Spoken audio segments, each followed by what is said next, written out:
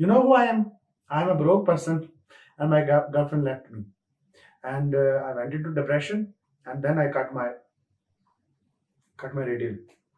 No, I'm bleeding profusely, profusely, profusely. I didn't know what could happen to me.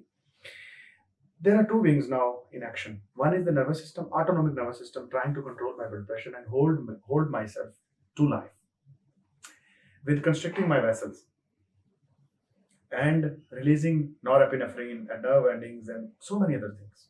But there is another, a little slow but very strong mechanism of controlling my blood pressure, and that is called renin angiotensin aldosterone system.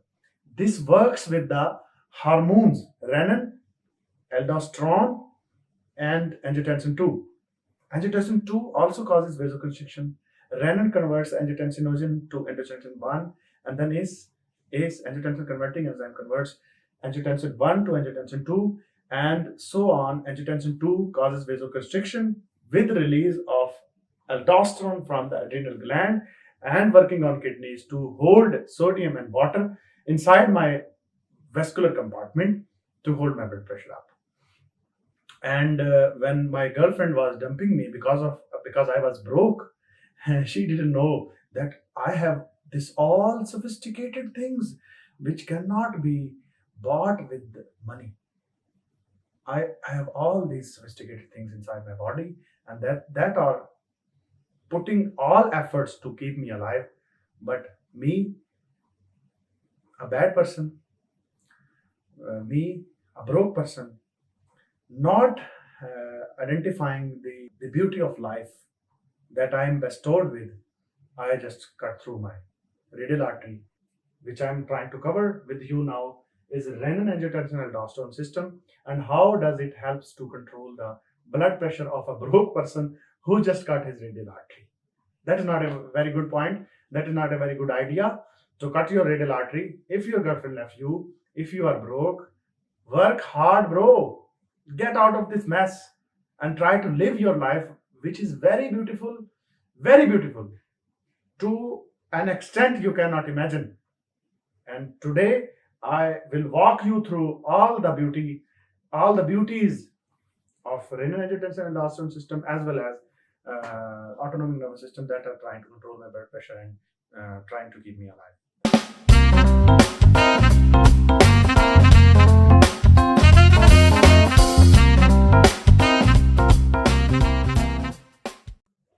तो ये लो जी students, हमारे पास हैं renal step 2 C K के notes हैं you word के specifically ये notes हैं, और इससे 80 to 90% of your you word questions will be covered.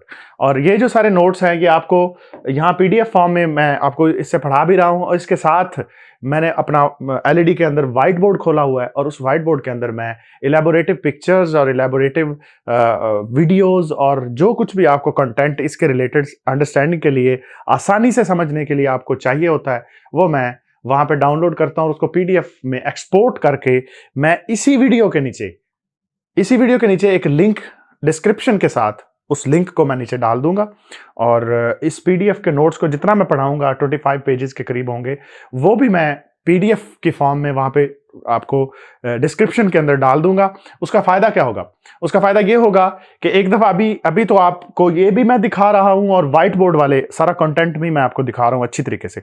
उसको आपने गौर से सुनना है और गौर से देखना है, और उस देखने के बाद क्या करना है, अगली दफा जब आप रिवाइज करने आएंगे तो आपको पूरा घंटा मेरी बातें नहीं सुननी, या आधा घंटा या जितना भी टाइम हो, आपको दोबारा वो जाके उस लिंक पे क्लिक करना है, और पीडीएफ आपका नोट्स खुल जाएंगे, पीडीएफ के पिक्चर्स वाले जो व्हाइट बोर्ड वाले हैं कंटेंट है वो सारा खुल जाएगा, उसी को आपने देखना है और वहां से अपनी मेमोरी को रिकॉल कर लेना है। देखें हमारी मेमोरी कैसे वर्क करती है। हमारी मेमोरी वर्क करती है रीड, रिव्यू, रिकॉल, SQ3R, सर्वे, क्वेश्चनर।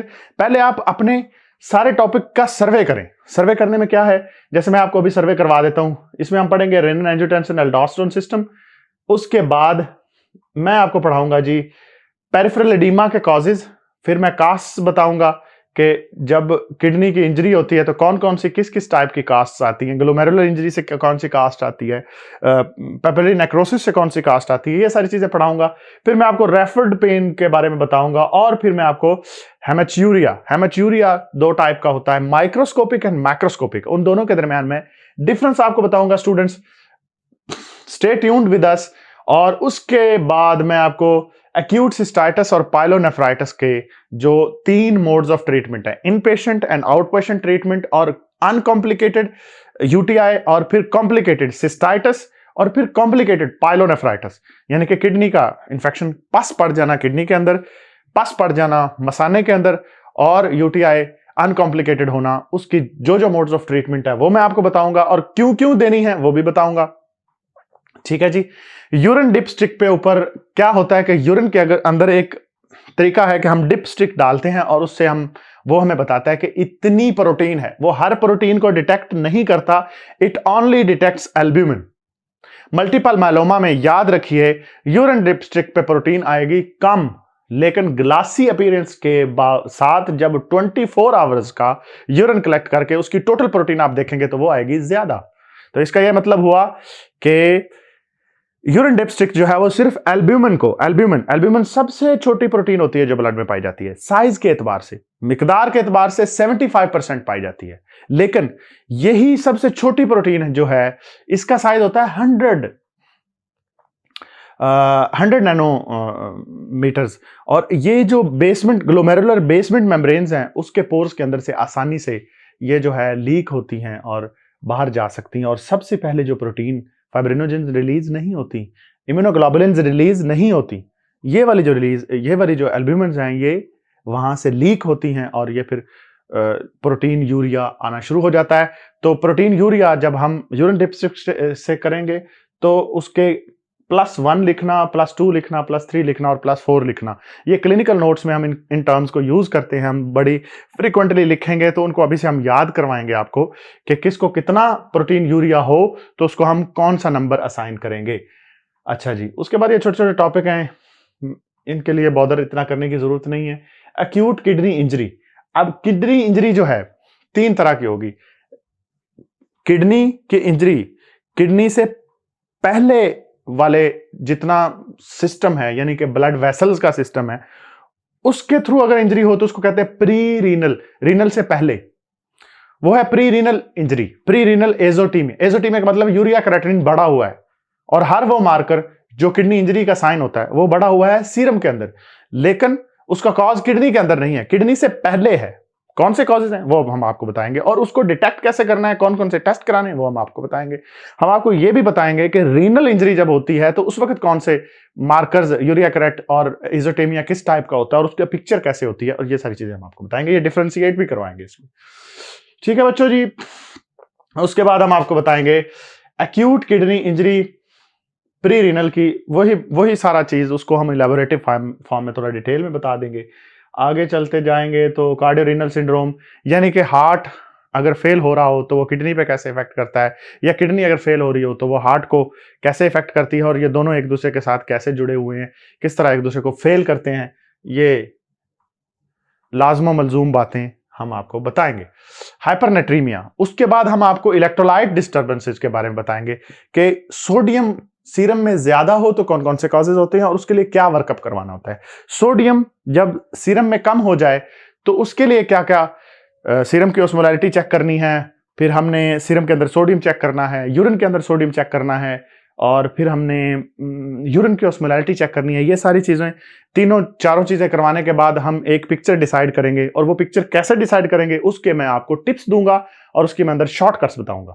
ठीक है जी बच्चों, ये सारा टेबल है उसका, बहुत खूबसूरत टेबल बनाया हुआ है, ये हम पढ़ेंगे और ये भी उसी के रिलेटेड है। उसके बाद ये वही सारा है। आखिर में जी हम ये फीना, ये प्रीरेनल एजोटेमिया का एक मार्कर है, ये पढ़ेंगे। अच्छा, हाइपरकैलेमिया, अब सोडियम को जब हम पढ़ लेंगे फिर हम पोटाशियम को पढ़ने पे आ जाएंगे कि पोटाशियम हाई कैसे होता है, कौन कौन से कॉजेज हैं, कौन कौन सी ड्रग्स हैं, कौन कौन से ब्लॉकर्स हैं, कौन कौन से मसल इंजरीज हैं, टिश्यू इस्कीमिया है, क्या क्या चीजें हैं जो कॉज करती हैं हाइपरकैलेमिया, एसिडोसिस वगैरह। ये सब चीजों को, एसिडोसिस अल्कलोसिस के साथ पोटाशियम कहाँ कहाँ शिफ्ट होता है, अंदर सेल के जाता है, बाहर आता है, क्या करता है, ये सारी चीजें हम पढ़ेंगे। और उसके साथ ये भी हम पढ़ेंगे कि ईसीजी पे उसके इफेक्ट्स कैसे आते हैं, और फिर उसका ट्रीटमेंट के 3 लेवल हैं। आखिरी लेवल सबसे एक्सट्रीम वाला वो डायलिसिस है। डायलिसिस किन पेशेंट्स का करना है जब वो रिस्पॉन्ड नहीं करते। इनिशियली ड्रग्स जो है वो कार्डिक स्टेबलाइजर देने हैं, और उसके साथ जो है आपने पोटाशियम को इनसाइड द सेल्स भेजने के लिए इंसुलिन, और उसके साथ डेक्सट्रोज वो देनी होती है, इंसुलिन के साथ फ्लूइड देना होता है, वो इनसाइड द सेल चली जाती है। और मेम्ब्रेन कैल्शियम ग्लूकोनेट या कैल्शियम क्लोराइड की फॉर्म में मेम्ब्रेन स्टेबलाइजर जो कार्डियो प्रोटेक्टिव है वो भी साथ हमने देनी होती है। और बीटा 2 एगोनिस्ट हमने देना होता है, क्योंकि सेल्स के ऊपर बीटा 2 रिसेप्टर्स लगे होते हैं जो पोटाशियम को वैसे ही उठा के सोडियम पोटाशियम एटीपीएस पंप के थ्रू अंदर फेंक देते हैं। पंप भी मैं आपको दिखाऊंगा, ये सारा कुछ मैंने एनोटेट कर रखा है दूसरी तरफ व्हाइट बोर्ड के अंदर। तो इसके साथ हम अपना, ये आखिरी स्लाइड होगी, इस स्लाइड के बाद हम अपना पूरा टॉपिक जो है यहाँ पे समराइज कर देंगे जी। ठीक है, ये हो गया हमारा रीड। सबसे पहला हमारा क्या था, SQ3 हम पढ़ते थे ना, SQR3। एस से मतलब हो गया सर्वे मैंने आपको करवा दिया। इसी के साथ मैंने आपको हर एक के सर्वे क्वेश्चनियर क्वेश्चंस भी हमने दिमाग में बना लिए कि पोटाशियम के बारे में हम क्या क्या पढ़ना चाहते हैं।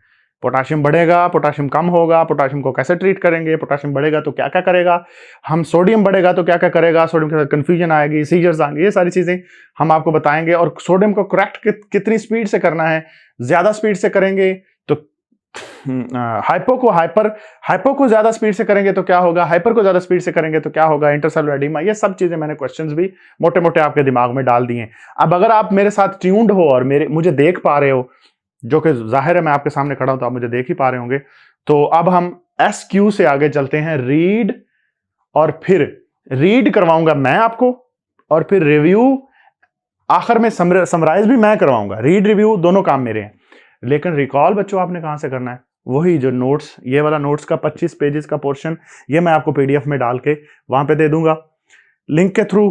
और फिर मैं आपको दूसरे जो हैं मेरे जो बहुत खूबसूरत वाइट बोर्ड वाले जो पेजेस हैं वो भी मैं आपको सारे के सारे बच्चों कहाँ डाल के दे दूंगा, PDF में एक्सपोर्ट करूंगा इनको, और वो आपके लिए अवेलेबल होंगे।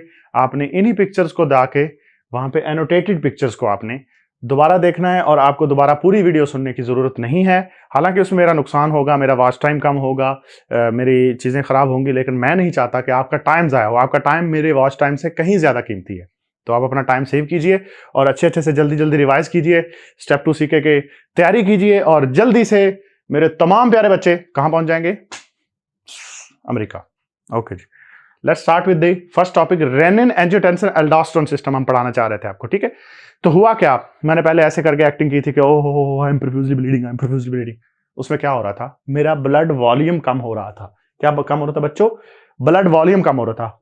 डायस्टोलिक ब्लड प्रेशर जो है, डायस्टोलिक ब्लड प्रेशर दो चीजों पर डिपेंड करता है, एक TPR पे, टोटल पेरिफेरल रेजिस्टेंस पे, कि वेसल की जो आर्टरियोल्स है छोटी आखिर में होती है ना, जो अब बड़ा एओर्टा जाता है, एओर्टा से छोटे छोटे आगे सिलिक ट्रंक निकला, मेसेंटेरिक आर्टरीज निकली, ये सब निकला, फिर उसके बाद छोटी छोटी आर्टरियोल्स बनती है। वो जो आर्टरियोल्स के स्मूथ मसल्स हैं उनका एक बोर होता है, और वो कंट्रोल कौन करता है, ब्रेन करता है, एपिनेफ्रिन के थ्रू, एज वेल एज जो एड्रीनल ग्लैंड है उसके अंदर से नॉरएड्रेनालिन, उसके अंदर से एड्रेनालिन रिलीज होकर वो ब्लड में फिर रही होती है, उसके थ्रू वो उसके बोर को मेंटेन रखते हैं और एक खास मिकदार पे मेंटेन रखते हैं।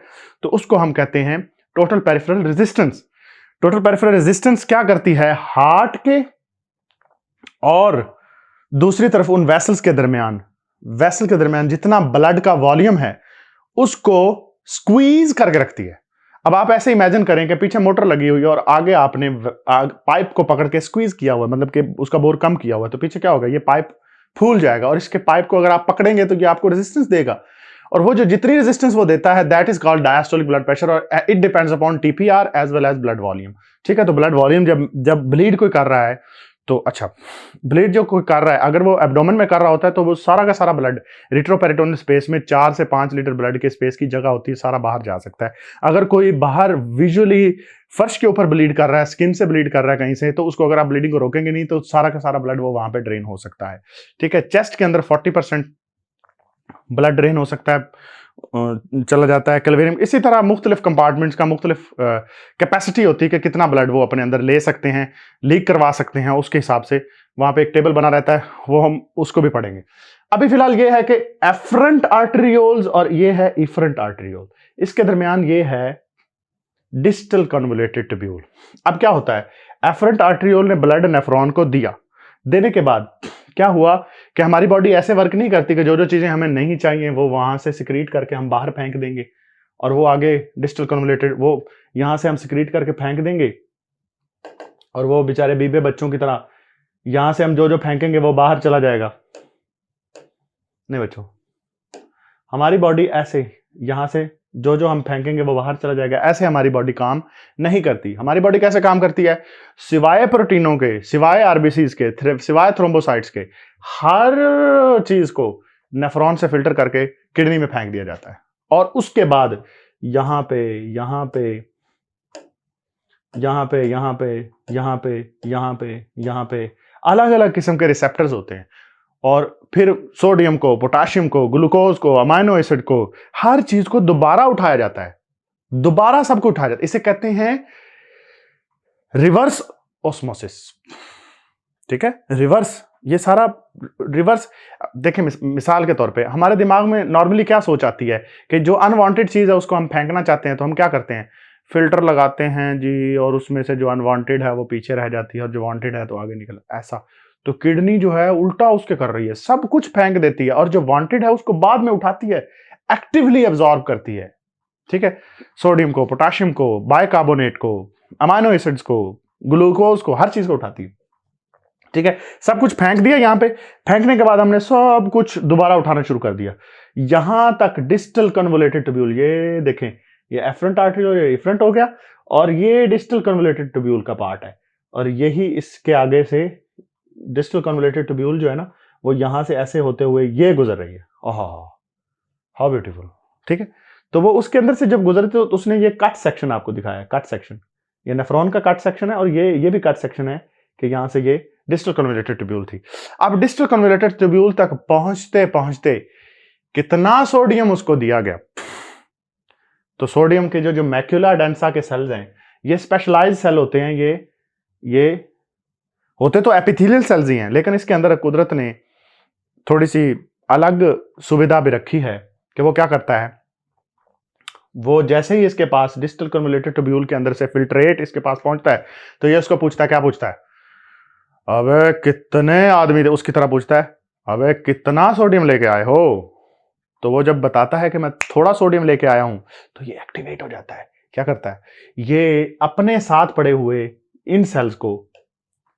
अच्छा, एक और बात यहां पे याद रखिए, ये जक्स्ट्राग्लोमेरुलर अपरेटस इसको मैं कहना चाह रहा हूं। इसके अंदर क्या क्या शामिल है, इसके अंदर मैक्यूला डेंसा के ये सेल्स शामिल है, इसके अंदर ये ग्रैनुलर सेल्स शामिल है, मेसेंजियम के अंदर, जो मेसेंजियम वो पोर्शन है जो वेसल और एपिथेलियल और चैनल्स के सेल्स के अलावा जितना जो छोटा मोटा सेल पड़ा है उसको हम मेसेंजियम कहते हैं।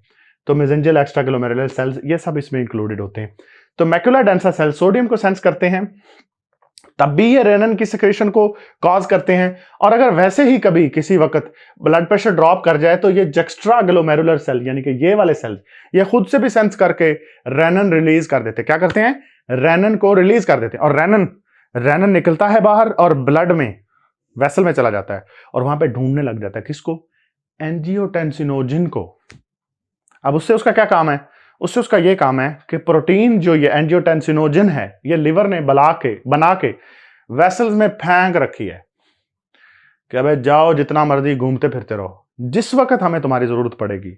ये वो स्लीपर सेल्स हैं, ये वो फौज का सेकंड कोर है। एक तो हमने लगा रखी होती है फौज, एक हमने छुट्टियों पे भेज रखी होती है कि भाई अगर तुम्हारी जरूरत हमें पड़ेगी, किसी वक्त जंग लग जाती है या कोई मसला मसाइल हो जाता है तो हम तुम्हें बुला लेंगे। तो ये वो वाले हैं जो अपने ऊपर अंडर कवर होके तो सिविलियंस के दरमियान फिर रहे हैं, एंजियोटेंसिनोजिन सिविलियन फिर रही, उसका जो एंजियोटेंसिनोजिन है वो जो उसका जिन है, रेनन जाके उसका जिन निकाल देगी। अब उसका जब जिन निकाल देगी तो पीछे क्या बचेगा, एंजियोटेंसिन। ओ माय गॉड, तो ये तो हमारे काम की चीज है। तो पता चल गया, ये कवर हट गया तो पता चल गया कि ये तो फौजी है, इसको इस्तेमाल करो। कैसे इस्तेमाल करो? एंजियोटेंसिन 1 को, फिर जो एंजियोटेंसिन 1 वेसल्स में से होती हुई जब लंग्स में से गुजरती, क्योंकि आपको पता है लंग्स जो है वो हार्ट के सीरीज के सर्किट में है, यानी कि जो जितना ब्लड है उसको हर सर्किट में, हर सर्कुलेशन के सर्किट में से लंग में से गुजरना पड़ता है। और जब वो लंग में से गुजरता है तो वहां पे किनारों पे बैठे होते हैं कौन? एस भाई, एक भाईजान है, उनका नाम है एंजियोटेंसिन कन्वर्टिंग एंजाइम। अच्छा जी, वो एंजियोटेंसिन को भी, एंजियोटेंसिन 1 जो अभी हमने बनाई है उसको वो एंजियोटेंसिन 2 में कन्वर्ट कर देगा और उसको मजीद आर्म्ड कर देगा। आर्म्ड किसके लिए कर देगा? दिखाता हूं आपको। देखें जी, यहां पे देखें मैक्युला डेंसा सेल्स जो हैं वो रिस्पॉन्ड करते हैं सोडियम को, सोडियम को सेंस करते हैं और रेनन रिलीज करवाते हैं। फिर क्या होता है, रेनन का जो एक्सप्लोजिव सोर्स है वो जुक्स्टाग्लोमेरुलर सेल्स ही हैं। ये आर्टिकल्स हैं, ये macula densa cells an overview science direct topics, ये सामने आपके पढ़ा है, इसको आप गूगल करके इनको भी देख सकते हैं, इनको भी देख सकते हैं। मैंने आपको पिन कर दिए हैं दोनों आर्टिकल, यहां से जाके आप ये जो कुछ मैंने बताया ये इसको आप देख सकते हैं। अब देखिए क्या होता है कि ये एंजियोटेंसिनोजन जो अंडर कवर जिन वाला था, जिन वाला, इसका जिन तो रेनन ने हटा दिया, ये बन गया एंजियोटेंसिन 1। अब एंजियोटेंसिन 1 भाई साहब को एस ने, एंजियोटेंसिन कन्वर्टिंग एंजाइम जो कहां बैठा था, जो एल्विलाई के अंदर दीवारों के साथ ऐसे बैठा था, वेट कर रहा था कि कहीं से जिन हटा हुआ, कवर हटा हुआ एंजियोटेंसिन मुझे मिले तो उसको मैं एंजियोटेंसिन 2 में कन्वर्ट कर दूं। तो एंजियोटेंसिन 2 क्या करती है, वो एंजियोटेंसिन 2 जो है वो वेजो कंस्ट्रिक्शन करवाती है। ठीक है, इसके 2 रिसेप्टर होते हैं, एंजियोटेंसिन 2 के 2 रिसेप्टर होते हैं, 1A और 2A। ठीक है, उनके आगे डिटेल में काफी सारे इफेक्ट्स हैं, तो मेरा ख्याल है कि उसकी डिटेल में हम ज्यादा नहीं जाते, लेकिन ज्यादातर आप बस इतना गौर करें, आप यहाँ पे नोट्स पे आ जाते हैं। नोट्स पे आप ये देख लें कि जैसे ही यहाँ पे ये एंजियोटेंसिनोजन भाईजान को रेनन ने कन्वर्ट किया एंजियोटेंसिन 1 में, और 1 से एस ने फ्रॉम लंग्स ने कन्वर्ट किया एंजियोटेंसिन 2 ने, तो एंजियोटेंसिन 2 जाएगा 2 जगहों पे। एक तो जाएगा वेसल के पास और वेसल को करवाएगा कंस्ट्रिक्ट। तो हुआ क्या कि जो ब्लड हम लॉस कर रहे थे वॉल्यूम उसका, उसको कंपनसेट करने के लिए आपने जो पाइप के अंदर वॉल्यूम को स्क्वीज कर रखा था, अब वो लीक होना शुरू हो गया। तो हमने क्या किया, हम आगे से बोर को मजीद टाइट करते हैं और सोचते हैं कि जितनी देर तक हम लीक को कंट्रोल नहीं करते, वेसल जो है, जो पाइप है वो टॉट रहे, और उसको हम मजीद कंस्ट्रिक्ट करवाते हैं। तो ये देखें जी, हम उसको मजीद कंस्ट्रिक्ट करवाने चले जाते हैं। एंजियोटेंसिन 2 जो है वो एड्रीनल ग्लैंड के पास जाती है और वहां से क्या रिलीज करवाती है, एल्डोस्टेरोन रिलीज करवाती है, और एल्डोस्टेरोन किडनी में जाके सोडियम और वाटर की रीअब्जॉर्प्शन करवाता है। कैसे करवाता है ये मैं आपको अपनी स्लाइड में दिखाता हूं। ये लें जी, यहां पे आप देखिए नंबर 5, ये नंबर 5 जो है ये एल्डोस्टेरोन एंटागोनिस्ट वाला, ये नंबर 5 का ये पोर्शन है। एल्डोस्टेरोन जो है वो कलेक्टिंग ट्यूब्यूल्स के अंदर, कलेक्टिंग डक्ट्स के अंदर सोडियम एंड क्लोराइड के एब्जॉर्प्शन को एल्डोस्टेरोन एक्टिवेट। तो एल्डोस्टेरोन क्या कॉज करता है, सोडियम को बाहर निकालता है। सोडियम जब कलेक्टिंग डक्ट से बाहर आता है, इंटरस्टिशियम के अंदर आ जाता है इस जगह पे, तो ये वो जगह है जो किडनी का इंटरस्टिशियम है, और यहां से दूसरी तरफ जो है किडनी के सेल्स होते हैं। तो बेसिकली वो वापस वेसल में आ जाता है। तो सोडियम जब वापस वेसल में आती है तो इसके अंदर से वाटर उसको फॉलो करता है, और सोडियम और वाटर की रिटेंशन होना शुरू हो जाती है। एल्डोस्टेरोन मजीद क्या करता है, सोडियम को उठा लेता है और पोटाशियम को एक्सक्रीट करता है, यानी कि सोडियम और पोटाशियम का इसके दरमियान एक्सचेंज होता है। पोटाशियम कलेक्टिंग ट्यूब्यूल में चला गया और सोडियम बाहर आ गया, उसके साथ क्लोराइड भी बाहर आ गया, और उसके साथ H पॉजिटिव यानी कि प्रोटॉन, यानी कि एसिडिक जो कंपोनेंट होता है किसी भी काउंटर पार्ट, उसका H पॉजिटिव जो है प्रोटॉन, वो भी उठा लेता है और वो भी बाहर आ जाता है। ठीक है, तो 5 नंबर पे आप देख लीजिए कि एल्डोस्टेरोन को एंजियोटेंसिन 2 रिलीज करवा के यहाँ पे ये कर लेती है। ठीक है, यहाँ पे भी हम देख सकते हैं कि एल्डोस्टेरोन कहाँ काम करता है। एल्डोस्टेरोन के आगे जो नोट्स आएंगे, एल्डोस्टेरोन के बहुत इलेबोरेटिव डायग्राम है, उसमें हर रिसेप्टर जो है कि प्रोक्सिमल कल्मुलेटेड ट्यूब्यूल के ऊपर कौन से रिसेप्टर हैं, यहाँ पे भी आप देख सकते हैं, इसको अच्छी तरह देख लें। एसिटाजोलामाइड इस पे काम करता है बाइकार्ब को उठाने के लिए। ऑस्मोटिक एजेंट यानी कि मैनिटोल जो है, मैनिटोल हो गया या हाइपर ऑस्मोटिक सेलाइन हो गई, वो ये काम करती है कि वो यहाँ से ऑस्मोटिक एजेंट जो है वो अब्जॉर्ब करवाता है। लूप एजेंट जो है वो नंबर 3 पे काम करते हैं, इस जगह पे काम करते हैं। ये सोडियम पोटाशियम 2 क्लोराइड चैनल होता है, सोडियम पोटाशियम 2 क्लोराइड चैनल, उसको ये उठाता है। जो लूप डायरेटिक है वो इस पे काम करते हैं, इसको रोक लेते हैं, तो सोडियम पोटाशियम और 2 क्लोराइड दोनों जाना शुरू हो जाते हैं, साथ में कैल्शियम और मैग्नीशियम भी लॉस होना शुरू हो जाता है। तो ये सारे चैनल जो हैं ब्लॉक हो जाते हैं 3 नंबर वाले। थायजाइड जो है वो यहाँ पे काम करता है, ठीक है। तो एपिथेलियल नेक चैनल उसको कहते हैं, उसके साथ ये वर्क करता है। तो बहरहाल ये थोड़ी डिटेलिंग बहुत ज़्यादा हो जाएगी, इतनी डिटेलिंग अभी हम नहीं करते, लेटर ऑन करेंगे, ठीक है बच्चों। तो फिलहाल इतना याद रखते हैं कि सोडियम वाटर एब्जॉर्ब कर लिया, ठीक है। अब ये रिवीजन में दोबारा आ गई। रीनल ब्लड फ्लो कम हुआ तो ग्लोमेरुलर फिल्ट्रेशन जीएफआर कम होगा, ठीक है। जब जीएफआर कम होगा तो सोडियम जो है मैकुलर डेंसा सेल्स के पास कम जाएगी और उसके पास वॉल्यूम भी कम जाएगा, प्रेशर भी। वो सोडियम को और प्रेशर दोनों को सेंस करता है मैकुलर डेंसा, बहुत खतरनाक है, बहुत खतरनाक। तो क्या करता है वो, प्रेशर को भी और सोडियम को भी सेंस कर लेता है और जक्स्टा ग्लोमेरुलर अपरेटस से रेनन रिलीज करवा लेता है। रेनन जो है एंजियोटेंसिनोजन जो लिवर से आई है उसको कन्वर्ट करता है एंजियोटेंसिन 1 में। और एंडोथेलियल सेल्स ऑफ लंग की जो वेसल्स हैं, मैंने आपको बताया था वेसल्स की दीवारों पे साहब ऐसे करके बैठे होते हैं कि हाँ भाई आ गए वो खुशबू लगा के, तो उसकी वो खुशबू हटा देता है, एंजियोटेंसिन 2 में कन्वर्ट करता है। एल्डोस्टेरोन एड्रिनल ग्लैंड से रिलीज होता है, वो सोडियम की रिटेंशन, ये उसका डायरेक्ट इफेक्ट है।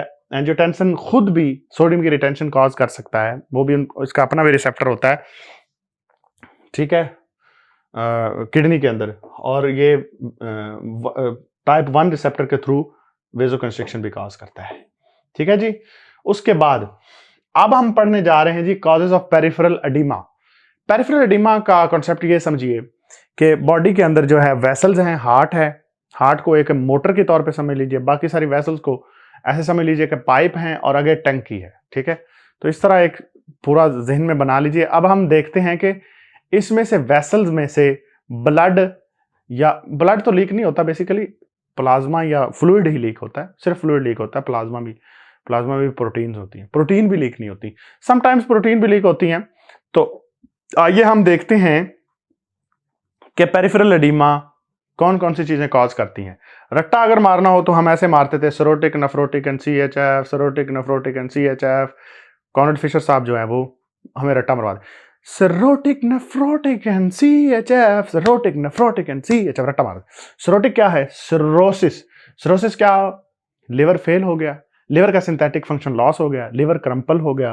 सिंथेटिक फंक्शन लॉस हुआ तो ना तो वो प्लाज्मा प्रोटीन बना रहा है, ना तो वो एंटीथ्रोम्बन 3 बना रहा है, ना तो वो कोई एस्ट्रोजन बाइंडिंग प्रोटीन्स बना रहा है जो कि एस्ट्रोजन को होल्ड करें, एस्ट्रोजन भी डाउन चला जाएगा, ना तो वो फिर और भी किसी तरह की प्लाज्मा बाइंडिंग प्रोटीन्स, जितनी भी बाइंडिंग प्रोटीन्स होती हैं वो भी नहीं बना रहा, तो कुछ भी रुक नहीं रहा और किडनी से सब कुछ सिक्रीट हो ही जा रहा है। तो प्लाज्मा प्रोटीन्स जब लिवर नहीं बना रहा तो उस वक्त प्रोटीन का लॉस हो जाता है।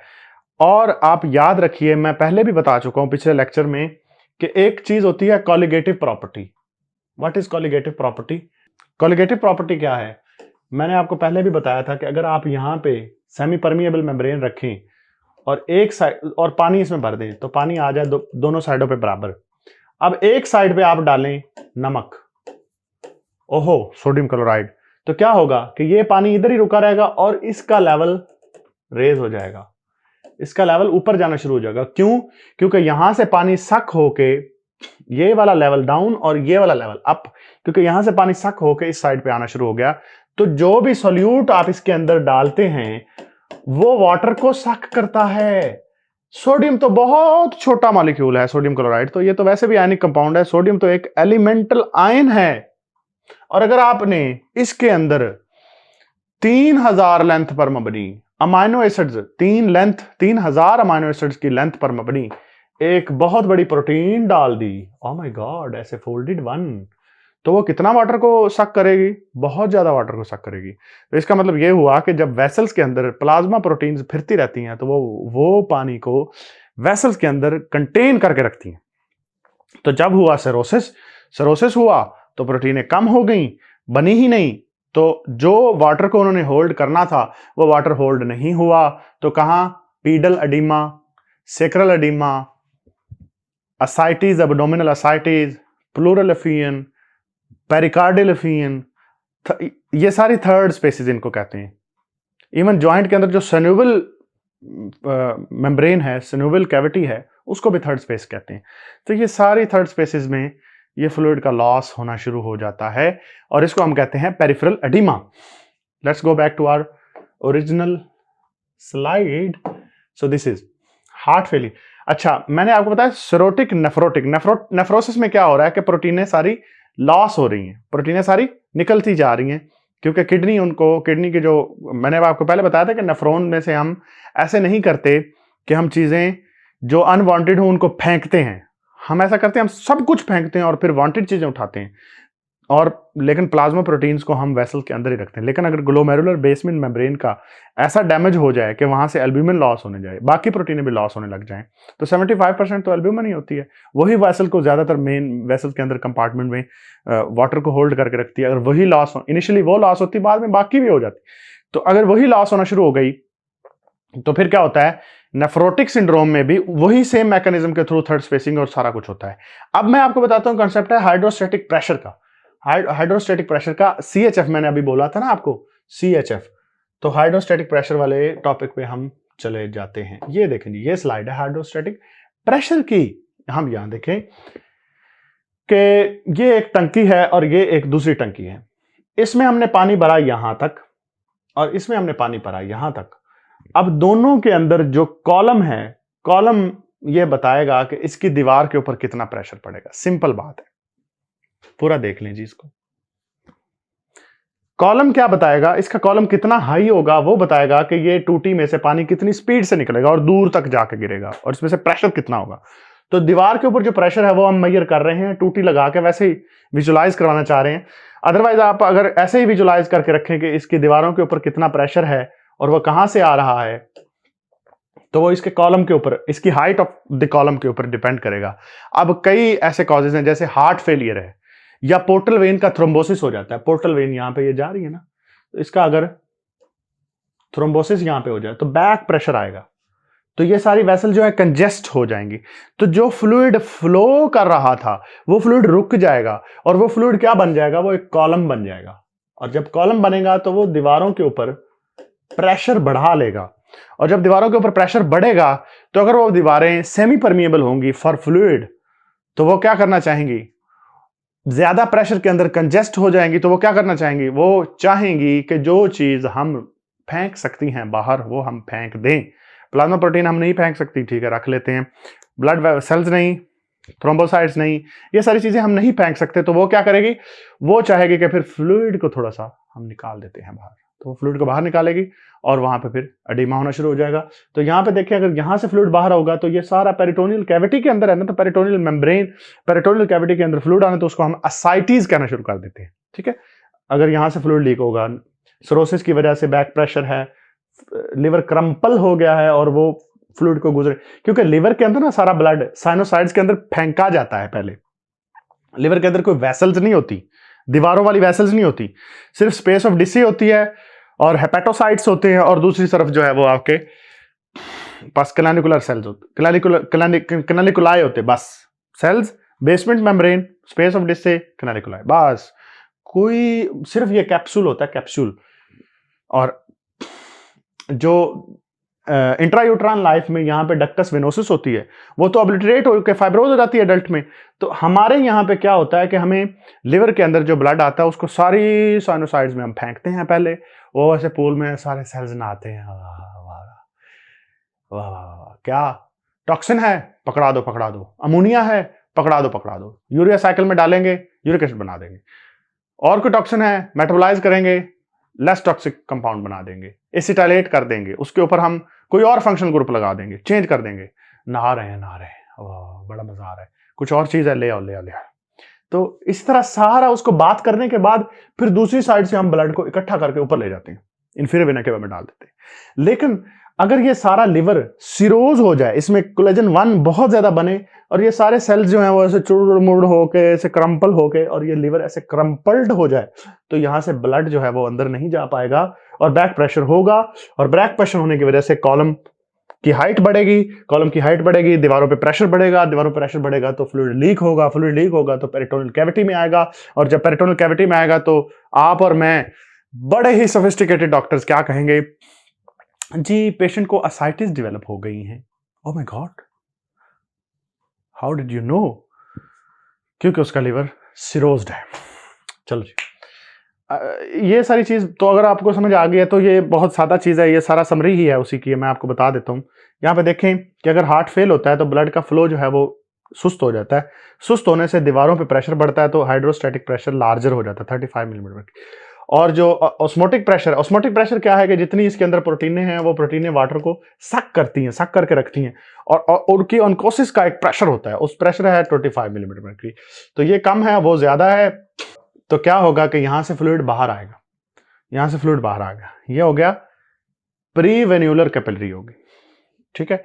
और दूसरी साइड पे क्या होता है कि यहां पे ऑनकोटिक प्रेशर ज्यादा होता है और hydrostatic pressure post capillary venule जो है उसके अंदर, जो जहां से उसने फ्लूइड, यहां से हमने फ्लूइड लीक किया, यहां से फ्लूइड हमें लीक करना है ना, क्योंकि ये प्री कैपिलरी वेन्यूल है, तो इसमें से हमने फ्लूइड बाहर निकालना है ताकि सेल्स जो हैं वो ऑक्सीजन ले सकें, न्यूट्रिएंट्स ले सकें, ये सारी चीजें ले सकें, वो बाहर निकलते हैं। और दूसरी साइड से थोड़ा सा आगे जाके कैपिलरी के बाद यही फ्लूइड जो है, क्योंकि वहां पे हाइड्रोस्टैटिक प्रेशर ड्रॉप हो जाता है कैपिलरीज की वजह से, कैपिलरीज उस सारे प्रेशर को डैम्प कर देती हैं, डैम्प करके दूसरी तरफ हाइड्रोस्टैटिक प्रेशर खत्म, 35 से 15 एकदम ड्रॉप, 20 मिलीमीटर करके ड्रॉप कर दिया। ये ऐसे ही है जैसे आपने बल्ब दरम्यान में लगाया तो वोल्टेज ड्रॉप हो जाता है, तो ये हाइड्रोस्टैटिक प्रेशर भी ड्रॉप हो गया। ऑनकोटिक प्रेशर तो उतने का उतना ही है, क्योंकि प्रोटीन तो कोई लीक हुई ही नहीं है, बाहर निकली ही नहीं है। जब निकली नहीं है तो इसने सारा सक करके वापस अपने अंदर डाल लिया, जितना फ्लूइड था वो सारा एब्जॉर्ब कर लिया। एब्जॉर्ब करने के बाद उसी तरह वो ही पूरा का पूरा ब्लड जो है वो वेन्यूल में ले जाके, क्योंकि right atrial pressure 10 millimetre mercury होता है और यहाँ वाला साइड का प्रेशर जो है वो 120/80 होता है, तो इसलिए इसको बड़ा मजा आता है इस तरह काम करने में। ये बड़ी खूबसूरत चीज है। तो ये एक समझ ली हमने। तो इसी तरह ये आप समझ लीजिए कि हाइड्रोस्टैटिक प्रेशर जो है, जब सिरोसिस होता है, नेफ्रोसिस होता है, जब सिरोसिस हो जाएगा तो ये प्रोटीनें जो हैं ये कम हो जाएंगी, तो ऑनकोटिक प्रेशर कम होगा, तो यहाँ से फ्लूइड लीक होता रहेगा। 15 से भी कम हो जाएगा ना जब ऑनकोटिक प्रेशर, तो फिर भी हाइड्रोस्टैटिक प्रेशर ज्यादा ही रहेगा, तो ये फ्लूइड लीक होता रहेगा।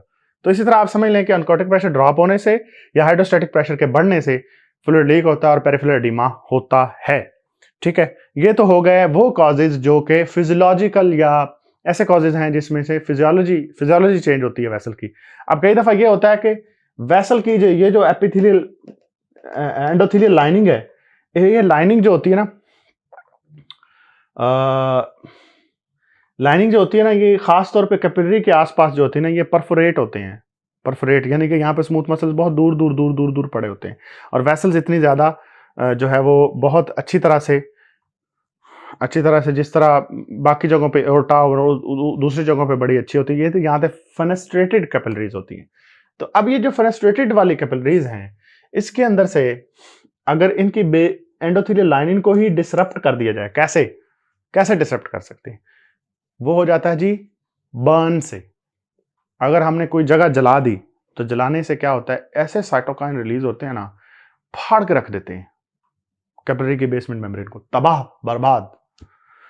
तो आपको याद होगा, हम कहते हैं कि जी अगर more than 30% surface area of burn है तो फिर क्या करना है, हमने उसको बहुत ज्यादा पार्कलैंड फार्मूला के थ्रू हमने फ्लूइड देना है। अब पार्कलैंड फार्मूला क्या कहता है कि उसके वेट को 4 से मल्टीप्लाई करो, उसमें प्लस इतना करो। पहले रिंगर की एक बोतल 8 घंटे में आधा, जितना फ्लूइड बनता है उसका आधा फ्लूइड जो है वो पहले 8 घंटे में दे डालो, दूसरा आधा दूसरे 8 घंटे में, इस तरह फौरन फ्लूइड सारा। तो फ्लूइड कहां जा रहा है भाई? 30% बर्न सरफेस एरिया, उसको कवर कर दो, फ्लूइड की इवेपोरेशन खत्म हो गई। इवेपोरेशन से नहीं जा रहा भाई, थर्ड स्पेसिंग हो रही है उसकी, और वो यहां से हो रही है क्योंकि उसकी एंडोथेलियल लाइनिंग जो है वो हमने डिसरप्ट कर दिया, और पूरी बॉडी में अक्सर जगहों पे ऐसे हो रहा है। तो एंडोथेलियल के डिसरप्ट होने से, बर्न से, ट्रॉमा से, मिलिग्नेंसी से म्यूसिनोजेंस रिलीज होते हैं। म्यूसिनोजेंस जो है वो भी एंडोथेलियल सेल्स की जो है वो सारी कंपोजिशन को डिसरप्ट करते हैं और वहां से फिर प्लाज्मा प्रोटीन लीक होके इस जगह पे आ जाती है। अब इधर भी प्लाज्मा प्रोटीन, इधर भी प्लाज्मा प्रोटीन, दोनों तरफ बराबर प्लाज्मा प्रोटीन, तो फिर कौन डिसाइड करेगा? हाइड्रोस्टैटिक प्रेशर डिसाइड करेगा कि फ्लूइड कहां पे जाएगा। तो ठीक है ना, तो फिर वो यहाँ ये वाली इधर को फ्लूइड को सक कर रही है, वो वाली उधर को फ्लूइड को सक कर रही है, तो दोनों नेट प्रेशर जीरो कर लेती हैं और एक दूसरे से रौला मचा के तबाह कर लेती है। ऐसा रौला नहीं मचाना चाहिए, दोनों साइड पे नहीं जाना चाहिए। पीर वारिस शाह फरमाते हैं कि दुनिया ते ओ सुख नहीं पांदा, दोवां घरां दा सांझा, इक्को पासा रख ले हीरे या खेड़े या रांझा। ठीक है, तो अब मजे की बात यह है कि ये वाला पेरिफेरल एडिमा लंग्स में नहीं होता भाई। देखिए पेशेंट को पल्मोनरी एडिमा होगा, सारा कुछ होगा, लेकिन सांस वो आराम से ले रहा होगा। बहुत मजा आ रहा है, स्टेथ रखते हैं, कोई क्रैकल्स नहीं है, कोई एंड इंस्पिरेटरी बेजल क्रैकल्स, कोई वॉल्यूम ओवरलोड का साइन, ऐसी पल्मोनरी एडिमा, ऐसा कुछ नहीं हो रहा। वॉल्यूम ओवरलोड तो ठीक है, वो होगा तो उस वक्त पल्मोनरी एडिमा होता है, लेकिन नॉर्मली अगर किसी को हल्का फुल्का pedal oedema, sacral oedema, ascites, ये सब कुछ हो तो सांस आराम से ले रहा होता है। उसकी वजह यह है कि जो एल्वेलाई के अंदर जो कैपिलरीज हैं वो ऑलरेडी ही प्लाज्मा प्रोटीन्स को लीक होने देती हैं। वो रांझा खेड़ा दोनों तरफ प्लाज्मा प्रोटीन जाती रहती हैं। तो फिर क्या होता है कि उसके अंदर जो लिम्फेटिक सिस्टम है वो इतना एफिशिएंट है कि वो उसको फौरन उठा के थ्रेसिक डक्ट के थ्रू वापस ब्लड में, थ्रेसिक डक्ट थ्रू वापस ब्लड में, वापस ब्लड। तो इस वजह से एल्वेलाई के अंदर थ्रेसिक डक्ट लिम्फेटिक सिस्टम इतना एफिशिएंट होता है कि वो पल्मोनरी एडिमा होने ही नहीं देता। एक नॉर्मल बंदे में भी हमारी प्लाज्मा प्रोटीन्स जो हैं वो लंग्स के अंदर लीक हो रही होती हैं, ऑलरेडी लीक हो रही होती हैं। असाइटिस डेवलप करने की, वेट करने की जरूरत नहीं है किसी पल्मोनरी एडिमा यानी कि लीकेज का, प्रोटीन के लीकेज का, लेकिन लिम्फेटिक सिस्टम इतना एफिशिएंट है कि वो वहाँ पे होने नहीं देता। मैं 3 दफ़ा मुख्तलिफ एंगल से, मुख्तलिफ तरीकों से इस बात को रिवाइज कर चुका हूँ, क्योंकि मैं चाहता हूँ कि आपके दिमाग में ये बात बैठ जाए, घुस जाए। रख लो इसको अपने दिमाग में, ठीक है जी। उसके बाद हम नोट्स पे जाते हैं, तो आगे देखते हैं। देखिए मैंने आपको बता दिया कि हार्ट फेलियर में लेफ्ट हार्ट फेलियर हो गया, कॉल पल्मोनरी हो गया। कॉल पल्मोनरी का ये मतलब है कि पहले लंग फेल होता है, लंग में पल्मोनरी हाइपरटेंशन होती है, पल्मोनरी हाइपरटेंशन से बैक प्रेशर से राइट हार्ट फेल होता है, फिर राइट एट्रियल प्रेशर बढ़ता है, और फिर उसी तरह बैक प्रेशर से पोर्टल वेन का जो है right atrial pressure basically inferior और सुपीरियर वेना केवा का प्रेशर ही है ना। तो इंफीरियर सुपीरियर वेना केवा का जो प्रेशर है वो जब बढ़ता है तो उससे जो है वो हाइड्रोस्टैटिक प्रेशर बढ़ता है, उसी तरह लीक और उसी तरह असाइटिस और वो सारा चीज़ें डेवलप होती चली जाती हैं। ठीक है, प्राइमरी रीनल सोडियम रिटेंशन। अच्छा, कोई ऐसी रीनल डिजीज हो जिससे सोडियम रिटेन, जैसे कॉन सिंड्रोम होता है, hyper aldosteronism, hyper reninism, renal tumour आ गया तो रेनन बहुत ज़्यादा रिलीज हो रहा है, तो वो सोडियम को रिटेन करना शुरू कर दिया। जब सोडियम को बहुत ज़्यादा रिटेन करते हैं तो उसके पीछे वाटर भी रिटेन होता है, और जो फिर वाटर रिटेन होता है तो वो ओवरलोड वाला वाटर होता है, यानी कि वो हमें चाहिए नहीं है। तो उससे क्या होता है कि हाइड्रोस्टैटिक प्रेशर बढ़ जाता है। देखे ना, मैंने आपको बताया था कि मोटर है और दूसरी साइड पे हमने वेसल्स को स्क्वीज करके रखा हुआ है, और पंप दरमियान में जो पाइप है उसको टॉट करके रखता है। अब हमने किसी तरीके से ऐसे किया कि सोडियम उसमें ज्यादा आ गया। अब सोडियम ज्यादा आने से उसमें फ्लूइड भी ज्यादा रुकना शुरू हो गया, लेकिन वेसल की उतनी कैपेसिटी तो है नहीं कि वो इतना ज्यादा पानी को रोक सके। तो वो फिर क्या करता है, वो जाहिर है जब वेसल में ब्लड वॉल्यूम बहुत ज्यादा होगा, उसकी दीवारों पे प्रेशर बहुत ज्यादा हो जाएगा, और उसकी दीवारों पे जब प्रेशर ज्यादा होगा तो वो फ्लूइड को लीक करना शुरू करेंगे। तो वो फिर क्या करेंगे, वो पेरिफेरल एडिमा कॉज करेंगे।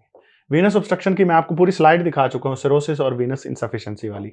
डिक्रीज कैपिलरी प्रोटीन लॉस कहाँ से, nephrotic syndrome, protein losing enteropathy. Sometimes तो किडनी से, मोस्ट ऑफ द टाइम्स तो नेफ्रोटिक सिंड्रोम में प्रोटीन यूरिया होता है, यूरिन में प्रोटीन रिलीज हो रही होती है। बाद औकात कोई डिजीज ऐसी भी होती हैं जिसमें गट के अंदर से भी प्रोटीन लूज हो रही होती है, ठीक है, जैसे विपल डिजीज और इस तरह की प्रोटीन लूजिंग एंटेरोपैथीज होती है।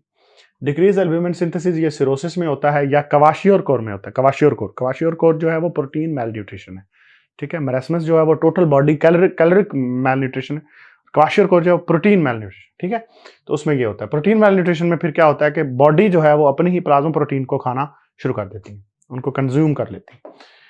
कैपिलरी परमिबिलिटी कब होती है, बर्न, ट्रॉमा, सेप्सिस मैं नहीं बोल पाया वहां पे, तो जब मैं पहले पढ़ा रहा था तो बर्न मैंने बताया आपको, ट्रॉमा भी उसी तरह। ट्रॉमा से ऐसा मुराद नहीं है कि पाँव के नीचे थोड़ा सा कील लग गया या छोटा मोटा कांटा लग गया तो ओह मुझे ट्रॉमा हो गया है और अब इसके बाद क्या होगा, पेरिफेरल एडिमा होगा? No. Run over injury, crush injury, कई लोग ऐसे देखे हैं कि उनकी पूरी टांगों के ऊपर से ऐसे वो पूरा गुजर गया। तो वो जो रन ओवर इंजरी होती है वो अपने नीचे की सारी वेसल्स को डिसरप्ट कर देती है, उसके एंडोथेलियल फेनेस्ट्रेटेड कैपिलरीज को तबाह कर देती है। उसके बाद प्रोटीनें लूज होती है भाईजान, वहां से प्रोटीन जो है वो फिर लीक होना शुरू होती है। रन ओवर इंजरी, पूरा आधी साइड से गुजर गया, छाती के ऊपर से गुजर गया। कौन गुजर गया? 21 व्हीलर 24 व्हीलर ट्रॉलर गुजर गया। ऐसे पेशेंट देखे, हमने ऑपरेट भी किए हैं, थोरैकोटॉमीज भी करते हैं और अल्हम्दुलिल्लाह सर्वाइव भी करते हैं। तो उस वक्त खुशी बहुत होती है। फिर हमें लगता है कि हमने जो ज़िंदगी दी है डॉक्टरी को, ठीक है, तो उसका कुछ ना कुछ पे बैक मिल रहा है हमें। मलिग्नेंट असाइटिस, मलिग्नेंट म्यूसिनोजेन्स मैं बताया आपको पहले, रेस्पिरेटरी डिस्ट्रेस सिंड्रोम, एक्यूट, ये वो है कि जिसमें सरफेक्टेंट नहीं होता। अब ये जो पल्मोनरी एडिमा हो रहा है, जो पल्मोनरी वेसल्स के अंदर फ्लूइड आ रहा है, तो बेसिकली सरफेक्टेंट नहीं है, तो उसकी जगह फ्लूइड ले रहा है, उसकी जगह वाटर ले रहा है, यानी कि पानी ले रहा है। तो अब जो है ना लंग्स कोलैप्स हुई चले जा रहे हैं। ये एक पूरा पल्मोनोलॉजी में मैं आपको पूरा आराम से समझाऊंगा, अब यहाँ पे इतना ज़्यादा टाइम नहीं लगा सकता मैं। लिम्फेटिक ऑब्स्ट्रक्शन या इंक्रीज इंटरस्टिशियल ऑनकोटिक प्रेशर। अब ये देखें, मैलिग्नेंट असाइटिस जब डेवलप होती हैं तो वो बेसिकली लिम्फेटिक चैनल्स को, म्यूसिनोजेंस जो हैं, वो म्यूसिन्स जो हैं वो एक्चुअली लिम्फेटिक चैनल्स को ऑब्स्ट्रक्ट कर देते हैं।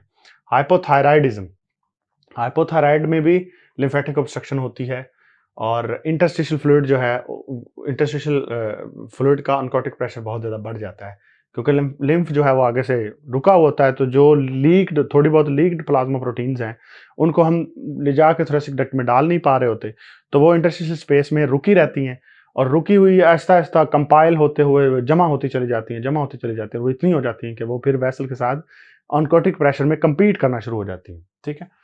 तो अगर हमने किसी जगह पे जैसे ब्रेस्ट की सर्जरी की, पूरे लिम्फ नोड निकाल दिए, तो फिर क्या होगा, फिर ये पूरा अपर लिम्ब का जो पूरा हमने सुप्राक्लेविकुलर भी निकाल दिया, ये भी निकाल दिया, तो अपर लिम्ब का पूरा लिम्फेटिक था वो सारा ब्लॉक हो जाएगा। तो फिर ये यहाँ से जो लीकेज होगा वो उसका कोई लिम्फ का चैनल नहीं है। तो इसका फिर यही है, टाइट स्टॉकिंग पहना के रखते हैं कोई, और जो कास्ट वगैरह पहना के रखते हैं, और इसको कहते हैं कि ऊपर रखो और इसको थोड़ा सा मसाज करो, और इस तरह के तरीक़ों से कंजर्वेटिवली ट्रीट करते हैं पेशेंट को, ठीक है। ले जी, यहाँ तक हमने आपको काजेज ऑफ पेरिफेरल एडिमा तक रेनिन एंजियोटेंसिन एल्डोस्टेरोन सिस्टम समझाया है और काजेज ऑफ पेरिफेरल एडिमा ये समझाया है। किडनी का बेसिकली हमने बेस जो है वो आपके दिमाग में बिठा दी है कि किडनी बेसिकली वर्क कैसे करती है।